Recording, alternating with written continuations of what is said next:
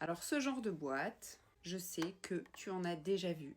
Déjà, est-ce que tu connais la matière de cette boîte? Je crois pas. Il s'agit de carton bouilli. Tu sais pas ce que c'est le carton bouilli? Carton bouilli, c'est une technique vraiment ancienne. Je crois que cette technique remonte au XVIIe siècle.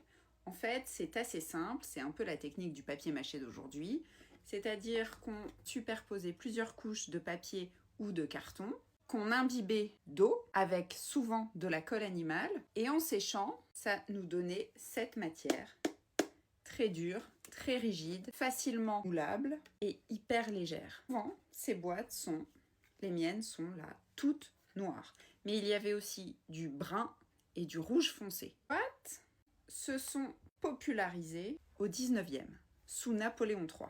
Pourquoi elles se sont popularisées au 19e? Tout simplement parce que l'industrialisation, le goût pour les bibelots dans tous les sens et l'essor de la bourgeoisie. Donc ces objets-là, ils sont tous décorés. Alors soit des motifs floraux, des dorures, motifs japonisants.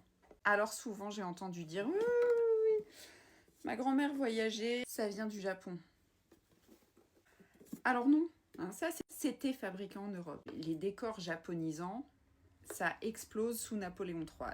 Et ça, c'est une interprétation de nos artistes européens d'un Japon qui n'existe pas. Souvent sur ces boîtes, vous voyez des paysages avec des montagnes complètement improbables qui n'existent pas. C'est un peu, on va dire, un décor japonais vu par les yeux de Paris, quoi. Les boîtes étaient destinées à remiser la vie et les souvenirs personnels des femmes du 19e. Ces boîtes seront à retrouver sur passionantiquité.com et je te dis à bientôt.